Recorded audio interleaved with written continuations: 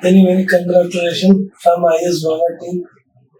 अभी आपने 30 rank score की, आपके कई हिंड्रेंस आए जिनको आपने एक तरह से उन हिंड्रेंस को चैलेंजेस की तरह एक्सेप्ट किया होगा। अभी आपको अगर हम एक लाइन में कहें कि आपको क्या चीज मतलब एकदम से आया कि मतलब कैसे दिमाग में आपके आया कि आईएएस की प्रिपरेशन करनी है? ऐसे कि जब मैं 10th में थी तो फिर जब रिजल्ट आया मेरे बोर्ड्स का तो मैं उस समय पर मैं डिस्ट्रिक्ट टॉपर थी। कई लोगों ने ऐसे मतलब मजाक में अभी चलते फिरते कहा था कि अब तो आईएएस बनना। तो उस समय पर वो तो ऐसे मतलब ऐसे चलता फिरता था, ऐसा मतलब विचार था, तो वो तो नहीं, फिर मतलब उस पर ध्यान नहीं दिया।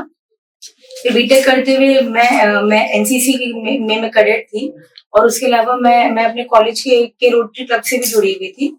तो वहां पर काम करते हुए मुझे ऐसा लगा कि अपने से ज्यादा समाज के लिए करने की आवश्यकता है।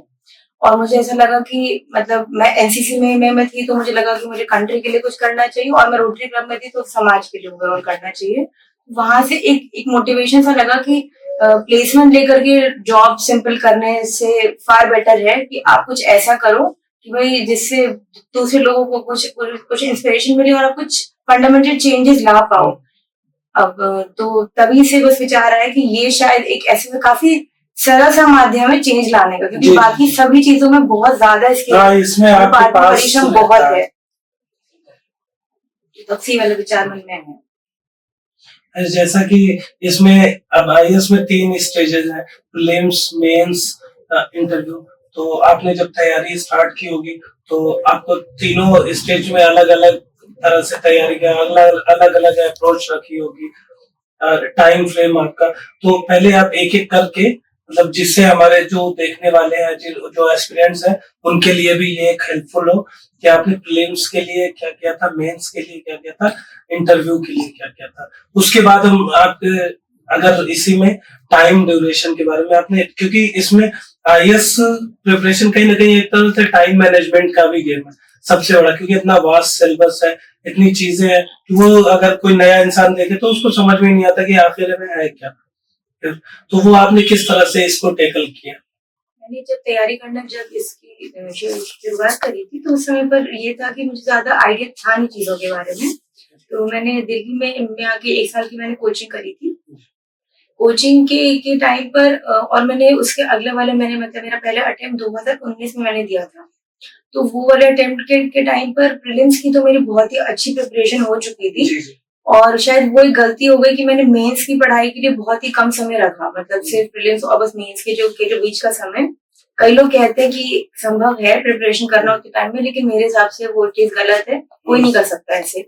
मैंने आंसर राइटिंग पहले प्रैक्टिस नहीं करी थी, तो वो एक मेरे से काफी बड़ी गलती हो गई थी, जिसकी वजह से मेरे पहले मेंस में काफी कम मार्क्स आए थे।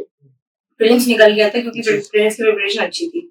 अगले वाले मेंस में मैंने फिर ज्यादा और मेहनत करी, और क्योंकि उस साल कोविड हो चुका था तो फिर हमारा एग्जाम भी काफी देर में हुआ था। जैसे पहला मेंस 2019 के सितंबर में हुआ था और अगला वाला हमारा जनवरी 21 में हुआ था। बहुत समय मिल गया था, तो प्रिपरेशन मेरी उस समय पर काफी अच्छे से हो गई थी।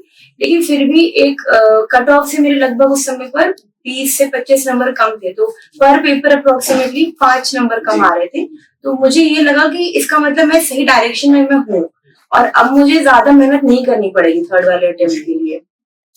टीचर से मैंने अपनी बात करी, उन लोगों ने भी यही कहा कि अगर इतने कम मार्जिन है मार्क्स से, कट ऑफ से, तो ज्यादा मेहनत नहीं करनी, सिर्फ वैल्यू एडिशन करना है कुछ।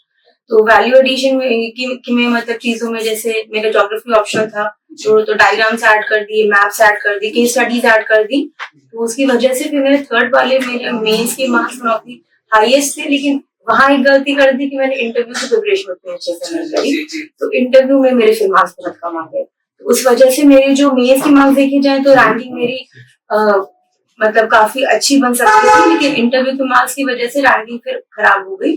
फिर भी मैं बोलूंगी कि लकी रही कि मेरा सिलेक्शन हो गया और मेरी रैंक भी मतलब ठीक ठाक रैंक थी, तो मुझे IDAS मिला।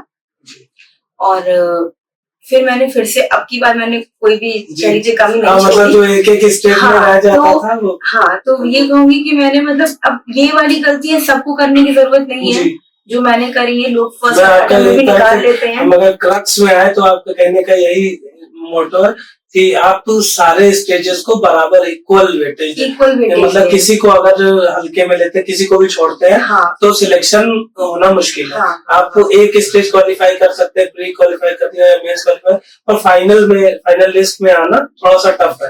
लेकिन अगर तीनों को करते हैं बराबर तो सही रहेगा। हाँ। अच्छा, इसके बाद प्री मेंस इंटरव्यू के लिए कुछ अलग से, मतलब प्री के प्रिपरेशन के लिए अलग से कोई स्ट्रेटजी अपनाई हो, या मेंस के लिए अलग कुछ इस तरह से? प्रिपरेशन की स्ट्रैटेजी के लिए, प्री के लिए मैं बोलूंगी कि सबसे आसान चीज है कि आप टेस्ट सीरीज लीजिए और 2-3 कोचिंग्स की आप कर सकते हैं। दो भी काफी रहती है वैसे तो, लेकिन आप सीरियसली करें, सिंसियरली करें, और टेस्ट सीरीज के जो भी क्वेश्चंस है आप उनको अलॉटेड टाइम में 2 घंटे का टाइमर लगा करके सेट करिए। उसमें जो भी सही क्वेश्चन है उसमें खुद से उसकी मार्किंग करिए कि +2 है या फिर -2/3 है, आप उसके हिसाब से करिए।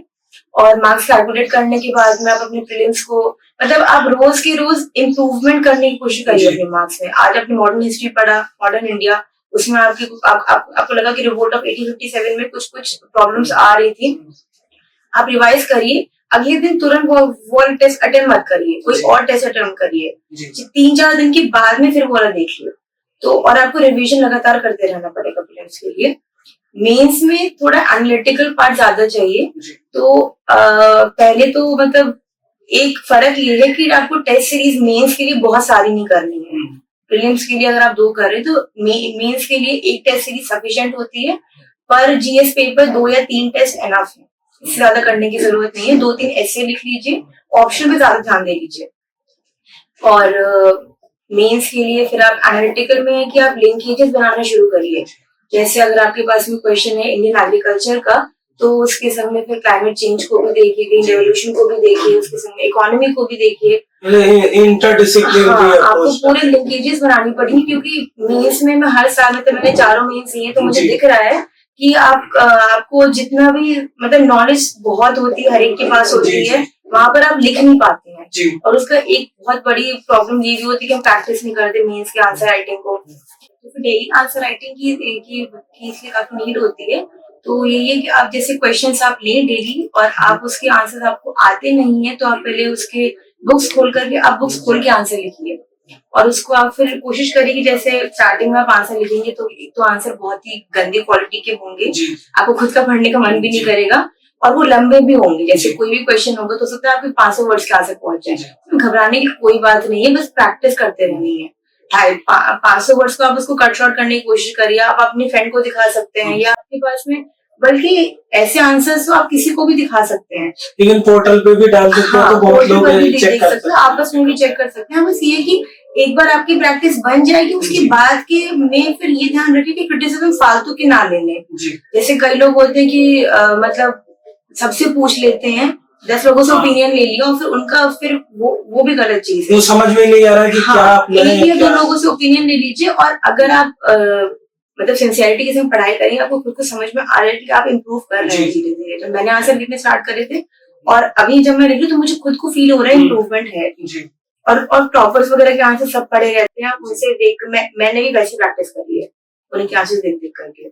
अच्छा, आपने ज्योग्राफी के लिए क्या क्या किया था अप्रोच अलग से कुछ, क्योंकि ऑप्शनल जीएस अलग है ना, थोड़ा ऑप्शन अलग थी, फिर मेरा इंजीनियरिंग बैकग्राउंड था, तो मेरा वैसे भी ज्योग्राफी से कोई ऐसा कनेक्शन नहीं था। मैंने कोचिंग तो करी ही थी दिल्ली में।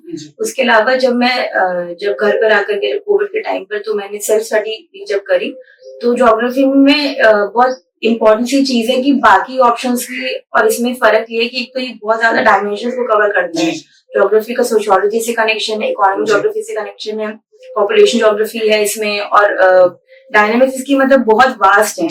तो इसमें एक पॉजिटिव भी है और नेगेटिव भी है।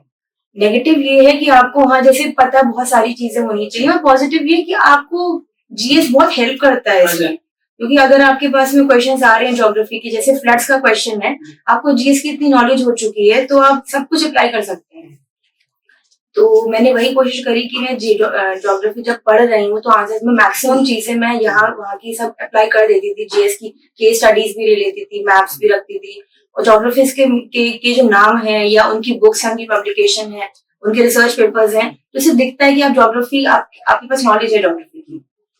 तो वो मैंने इम्प्रूवमेंट करा, तो इसलिए जब मेरा पहले अटेम्प्ट से सेकंड अटेम्प्ट में मेरे ज्योग्राफी में मार्क्स में काफी फर्क था, उसके बाद फिर वो इंक्रीमेंटल चेंजेस ही रहे, 10-15 नंबर ही बढ़ते गए, और मेरे पिछले और इस वाले अटेम्प्ट में दोनों में 279 मार्क्स है, तो वो सेम रहे, तो उसमें ज्यादा फर्क नहीं आया। जीएस में आपका ज्यादा अच्छा रहा। हाँ, जीएस में नहीं ज्योग्राफी में भी ज्योग्राफी के हिसाब से बहुत ज्यादा अच्छा, क्योंकि जो एवरेज हो रहा है ज्योग्राफी में अच्छे मार्क्स उसके हिसाब से। अरे इसके बाद आपने इंटरव्यू, जो सबसे अहम जैसे बात कर रहे थे, इंटरव्यू के लिए कुछ मतलब अलग से इंटरव्यू के लिए पिछले साल तो मेरा सही नहीं गया था, लेकिन हाँ इस साल मैंने एक जो चीज थोड़ा चेंज लाई में ये था कि पहले की स्टेजेस और इंटरव्यू में बहुत बड़ा फर्क है कि आप जब पढ़ाई करें तो आपको एकदम बंद कमरे में बैठ के पढ़ाई करनी होती है। इंटरव्यू की तैयारी आपको सबके संग मिलजुल, आपको बातें करनी पड़ती है सबके संग। आप जितने लोगों से बात करेंगे और वो अपनी उस लैंग्वेज में जिसमें आपको इंटरव्यू देना है, जैसे अगर आप इंग्लिश में आप दे रहे हैं तो इंग्लिश में बात करिए, तो उससे क्या होता है कि एक फ्लुएंसी आती है और आप उसी लैंग्वेज में सोचना भी स्टार्ट कर देते हैं। होता क्या है कि हम जब इंटरव्यू जब उनसे क्वेश्चन पूछ रहा है तो हम नॉर्मली हम हिंदी में सोच रहे हैं, कन्वर्ट करके उसमें है ना, तो वो हमारे संग सबके संग दिक्कत है, तो उसका बस एक ही तरीका है, बोलना शुरू करिए लोगों से। अब मेरे जो कॉलेज के 3-4 फ्रेंड्स ने उनको पकड़ लिया, मैं उनको रोज वीडियो कॉल करती थी, 15 मिनट सबके संग बातचीत करनी, 15-15 मिनट हर एक के संग इंडिविजुअली, और इंग्लिश में करती थी। अब उसमें हंसी भी आ रही है क्योंकि अपनी इंग्लिश उतनी, हम लोग हमारी इंग्लिश मदर टंग नहीं है, लेकिन बहुत ज्यादा बेनिफिट मिला। एक चीज है ना कि प्रैक्टिस करते करते एकदम से लास्ट टाइम में पता नहीं, नॉलेज आपके पास में पूरी है, प्रीलिम्स और मेंस नॉलेज आपको नहीं चाहिए, आपको बस एक प्रेजेंटेशन आनी चाहिए। अच्छा, इसमें आपके इतनी लंबी जर्नी में आयुष बाबा का मतलब क्या रहा, किस तरह से आयुष बाबा ने आपको हेल्प किया? मैंने टीएलपी ज्वाइन करा हुआ था, तो उसमें रोज के जो प्रैक्टिस क्वेश्चन आते थे डेली के, तो मैं वो सॉल्व करती थी। तो जैसे मतलब रोज 5-6 क्वेश्चन तो रोज नहीं हो पाते थे, तो मैं एक्सेप्ट करूंगी, लेकिन मैं ट्राई करती थी कि 2 या 3 क्वेश्चन पर डे मैं कर लूं सॉल्व। तो स्टार्टिंग में तो मैं वैसे करती थी कि बुक खोल करके और प्रॉपर मतलब मैं आंसर लेती थी। बाद में जब मेरे को सारे सब्जेक्ट का जब रिविजन कर लिया, तो मैंने फिर खुद से आंसर लिखने स्टार्ट करे। अपलोड मैंने ज्यादा नहीं करे थे क्योंकि मुझे पता था कि मेरी गलती कहाँ है, मुझे पता था कि मैं ज्यादा लोगों से क्रिटिसिज्म नहीं लूंगी। वो एक बार 2 बार देखा, समझ में आ गया कि क्या तो चीज फिर इसलिए मैं खुद ही चेक कर लेती थी। मैं और मेरा एक और फ्रेंड थे, तो हम लोग दोनों प्रिपरेशन करते थे, तो हम लोग यही करते थे कि एक दूसरे को अपने आंसर चेक करवा देते थे। वैसे उस पे सिनॉप्सिस भी हम लोग अपलोड कर देते से भी, तो मैं उससे भी मैं अपने कंपेयर कर लेती थी। तो वो बेनिफिशियल था मेरे लिए डेली प्रैक्टिस के लिए। अच्छा, अभी अगर 2 दिन बाद पेपर होने वाला है, तो आप मतलब क्या कुछ अगर सजेस्ट करना चाहें एस्पिरेंट के लिए? मैं बोलूंगी इस समय पढ़ाई करने से ज्यादा आपको शांत रहने की बहुत जरूरत है। हम लोग इस समय पर ना अपने माइंड को बहुत ज्यादा डिस्टर्ब और एकदम से एक कॉमोशन सा क्रिएट कर देते हैं दिमाग में, जिसकी जरूरत नहीं है। कई लोग ना जैसे होता है कि प्रैक्टिस टेस्ट जो टेस्ट सीरीज में बहुत अच्छे परफॉर्म करके 100 मतलब 105 तक ला रहे होते हैं, और टेस्ट में उनका कट ऑफ भी नहीं निकलता एक्चुअल प्रीलिम्स में। उसका मेन यही रहता है कि हम लोग अपने दिमाग को 2 दिन पहले ना इतना ज्यादा बर्डन अप कर लेते हैं कि पता नहीं होगा नहीं होगा, नहीं हुआ तो मैं क्या करूंगा या क्या करूंगी। शांत रहो, आपने बहुत पढ़ाई कर ली है 4-5 महीने में या 1 साल से, जरूरत नहीं परेशान होने की, और मेडिटेशन कर लीजिए, या इस समय पर वो समय कि आप लोगों से बिल्कुल पॉजिटिव बातें करिए कि भाई हाँ मतलब आपको आप बिल्कुल पॉजिटिव रहो कि आप तैयारी करिए, बिलीव इन योरसेल्फ। आपको किसी और पर बिलीव करने की जरूरत नहीं है, बस अपने आप पर भरोसा रखिए कि हाँ मैं अच्छा ही करूंगा। यही हम बोलने जा रहे थे कि अगर एक वर्ड में कहना हो तो जैसे होता है ना कि अपने लिए ऑनेस्ट रहो। हाँ, तो उसी तरह वही आप पढ़ाई अगर आप कर रहे हैं तो आपको टेंशन नहीं लेनी किसी और चीज की, आपका इवेंचुअली सब अच्छा ही होगा आपके साथ में। Thank you so much. आपने हम लोग तो विश करेंगे कि आप आगे बहुत बड़ा नाम करें, पब्लिक सर्विस जो आपकी एस्पिरेशन है वो ज्यादा से ज्यादा करें, क्योंकि एक आप ऐसी पोस्ट पे सेलेक्ट होंगे जिसमें आप सबसे ज्यादा जो अंडर सर्व है उनको सर्व करेंगे, क्योंकि बाकी लोगों के लिए तो हेल्प करने के लिए सब होते हैं जो प्रिविलेज्ड है, लेकिन एक आईएएस एक ऐसी पोस्ट है या सिविल सर्विसेज की, जो कि उन लोगों को सर्व करती है जिनके वो लास्ट माइल कनेक्टिविटी जो होती है, वो लास्ट माइल वो बहुत लोगों तक जाते हैं, मतलब आप कहीं पर भी होंगे तो आपका इम्पैक्ट 10 या 15 लोगों तक होगा। जी, जी, जी। ऐसे में आप लाखों लोगों तक पहुंच हाँ वही है। थैंक यू सो मच आपको। सकते हैं।